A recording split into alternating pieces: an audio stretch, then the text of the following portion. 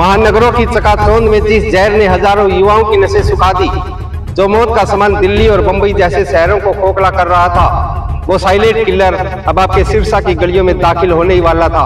अगर ये खेप बाजार में उतर जाती तो न जाने कितने घरों के चिराग बुझ जाते और कितनी माओं की गोद सुन्नी हो जाती।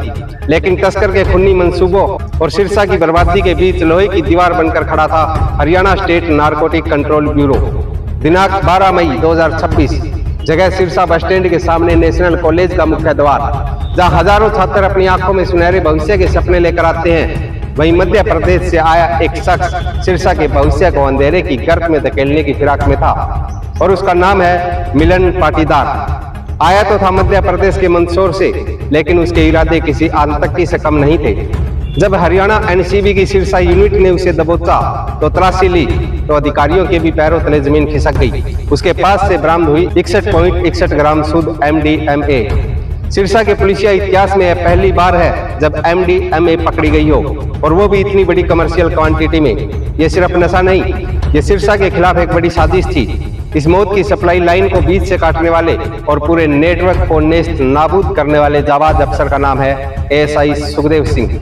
Haryana state narcotic control bureau प्रमुख ADGP संजय कुमार और SP मोहित हांडा वह DSP जगजीत सिंह के सख्त दिशा निर्देशों पर हरियाणा NCB यूनिट सिरसा के ASI सुखदेव सिंह ने वो चक्रव्यूह रचा, यह सातिर तस्कर परिंदा बनकर भी फड़फड़ा नहीं सका।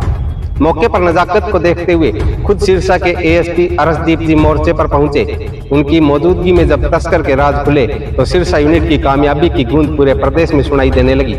सुखदेव सिंह की एक मुस्तैदी ने आज सिरसा के दर्जनों कुलदीपकों को राख होने से बचा लिया है। सिरसा यूनिट की प्रारंभिक पूछताछ में ही आरोपी ने कड़वे राज उगल दिए हैं। यह आरोपी कोई मामूली मोहरा नहीं है, इसका पूरा खानदान ही नशे के इस काले कारोबार में सना हुआ है। खबर है कि इसके सगे भाई ने मौत की पोटली उसके हाथ में थमाकर सिरसा भेजा था। मामला इतना खौफनाक है कि माननीय अदालत ने आरोपी का 9 दिन का पुलिस रिमांड मंजूर किया है। तो याद रखिए, पूरे 9 दिन का पुलिस रिमांड, और अगर जरूरत पड़ी तो रिमांड और भी बढ़ा दिया जाएगा।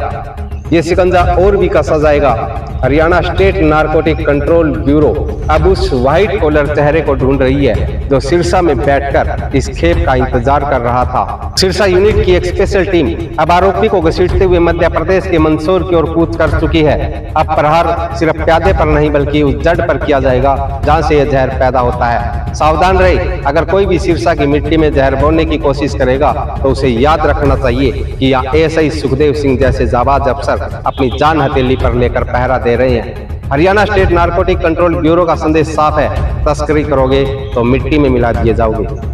जय हिंद।